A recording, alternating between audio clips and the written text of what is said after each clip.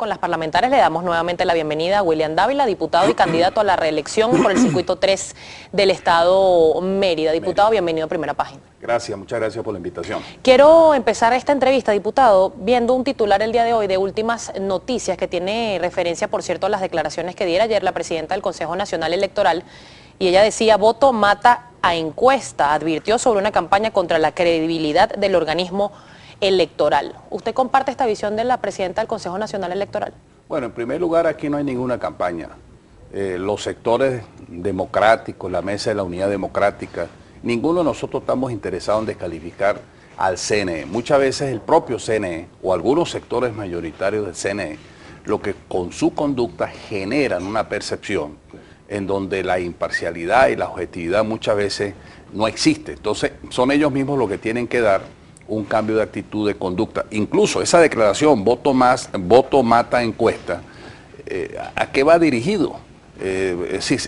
Las encuestas son una herramienta de medición política, de medición cualitativa, que todo candidato hace, que todo bloque de organizaciones hace en un momento dado, sobre todo cuando hay campaña electoral.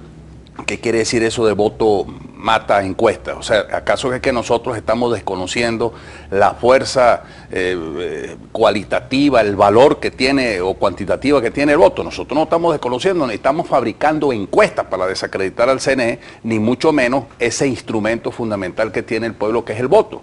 Una cosa es la voluntad soberana del pueblo y otra cosa es la voluntad del gobierno o la voluntad del CNE. Y es el pueblo el que se va a expresar. Por eso yo le digo a todos los que me están escuchando en este momento, que me están viendo a través de este programa, y al pueblo de Venezuela, el voto es secreto. Más bien es el gobierno es el que busca, con su conducta, de crear la sensación que el voto no es secreto. ¿Con qué intención? Con la intención precisamente de generar miedo, de amedrentar, de crear la sensación de que si tú eres un funcionario público, trabajas en la policía, trabajas en un organismo público y vas a votar por la oposición, te van a descubrir el voto. Eso sí está en contra de lo que debe ser el principio del respeto y de la transparencia del voto del elector. Entonces, ahí donde el CNE más bien, ¿por qué no saca una declaración y reafirma el voto es secreto? Aquí no hay ningún tipo de riesgo de que se vulnere el voto. ¿Por qué no envía una declaración pública, en general un comunicado, en donde se reafirme ese principio de la democracia, que es la transparencia del voto, que el voto es secreto, que el CNE va a velar porque precisamente se garantice ese principio fundamental, que es la pulcritud del voto, que el voto es del pueblo, que el voto no es de ningún organismo público, ni ningún partido político, ni mucho menos del gobierno? Diputado, el día de ayer la presidenta del Consejo Nacional Electoral también dejó ver, o entre luces, que no era secreto que Carlos Vecchio no podía ser candidato por el estado Monagas de cara a estas elecciones parlamentarias. Ella aseguraba que la mesa lo sabía y que incluso las bases, en este caso de Voluntad Popular, lo sabían. ¿Cómo queda entonces el electorado de Monagas en este caso si no van a tener candidato, y cómo se puede interpretar que aún sabiendo que la mesa que no podía ser candidato, ¿por qué lo postularon? Bueno, ¿por qué no dieron otro nombre? Ahí es donde esa conducta de la presidenta del CNE es como que si fuera ella una secretaria política del Comité Central del PSUV. O sea, en vez de ella buscar la manera, porque fíjate, el principio fundamental del derecho electoral es que tú tienes que privilegiar al elector, tú tienes que facilitarle al elector el ejercicio de su derecho y del candidato que se presente en esa oportunidad. Con Del Vecchio, como con muchos otros candidatos que han sido inhabilitados, le aplicaron pues una serie de disposiciones que va más allá realmente de la realidad de las cosas. Carlos Vecchio precisamente podía incorporarse, podía inscribirse como candidato en el CNE, simplemente que ahí aplicaron una disposición diciendo de que como estaba afuera, que como estaba siendo sometido a un juicio, a un procedimiento judicial, no podía ser candidato. De manera tal de que esas son las cosas, de que el propio presidente, la presidenta del CNE, con esa conducta y con esa actitud, genera ese tipo de distorsiones o de declaraciones que después ella dice que es una campaña contra el CNE. ¿Cuál va a ser la estrategia para obtener la mayoría en la Asamblea Nacional? Esto se lo pregunto porque en muchísimas oportunidades desde la misma oposición se ha denunciado el ventajismo o el uso de recursos públicos para la campaña electoral, el ventajismo por parte del gobierno, quizás la parcialidad política del Consejo Nacional Electoral, que ha sido en reiteradas oportunidades negado por la misma presidenta Tibisay Lucena. ¿Cuál es la estrategia de la oposición? La campaña se llama Venezuela quiere. ¿Qué quiere Venezuela? Cambio, quiere unidad, quiere que las bodegas y las farmacias tengan comida y tengan medicina, quiere que haya reconciliación nacional, quiere que haya policía bien pagada, mejor y más formada, que realmente se ataque la impunidad. quiere que exista una Asamblea Nacional que promueva una reforma judicial profunda para acabar con la impunidad. Quiere que exista una Asamblea Nacional que ejerza las tres funciones básicas que tiene una Asamblea Nacional: representar a todos, legislar para todos y ejercer el control del poder público en beneficio de todos. Quieren que precisamente Venezuela quiere, el pueblo quiere, que exista una Venezuela reconciliada, que no tengamos presos políticos, que regresen los exiliados, que no haya persecución, que el Banco Central de Venezuela publique la cifra para saber exactamente qué inflación tenemos, cuál es el índice de escasez. ¿Cómo es posible que este gobierno prefiere ir a Nueva York y decirle a Wall Street, a los banqueros de Wall Street, que le va a pagar la deuda, le pone al servicio las informaciones financieras del decrecimiento económico, pero no publica las informaciones que le corresponde al pueblo venezolano saber con un Banco Central autónomo? Venezuela quiere que precisamente esas colas y ese desabastecimiento se acabe, que se acabe porque se ponga a producir los factores nacionales y regionales, que privilegiemos la producción nacional y no sigamos con esa política de importar. Venezuela quiere aquella estrategia de producción hecho en Venezuela. Venezuela quiere eso, Venezuela quiere producir, Venezuela quiere que sus muchachos no se vayan de Venezuela, que los jóvenes no estén pensando que es preferible irse a trabajar en el Ecuador, en Chile, en Bolivia, en Colombia, en los Estados Unidos, en Europa.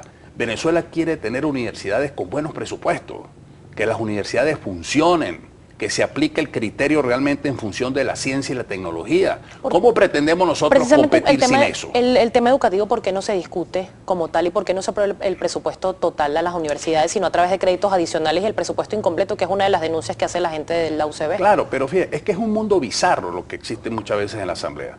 Se prefirió, cuando se planteó el tema de discutir la seguridad, el problema de la inseguridad, la tiranía de la mayoría prefirió discutir la producción de CNN en español, antes que entrar a fondo a discutir el problema de la inseguridad. O sea, que la Asamblea está ajena a los problemas de la gente. Bueno, no, y eso es lo que Venezuela quiere, una Asamblea Nacional que debata sobre los temas que a los venezolanos les interese, quiere, sobre los temas que realmente palpitan en el corazón del pueblo. A mí me angustia mucho esa inmigración que tenemos hoy día de jóvenes, sí, porque antes teníamos diáspora, es decir, jóvenes que se iban porque habían estudiado afuera, pero no perdían su vinculación con Venezuela. Hoy día la gente se quiere ir para no volver más. Yo no quiero eso para mi país. No es de migración ser venezolano, todo lo contrario, este fue un país de inmigración. Entonces, las universidades, nosotros tenemos que darle el presupuesto justo, porque hoy los nuevos proletarios que tenemos son los profesores universitarios, son los maestros.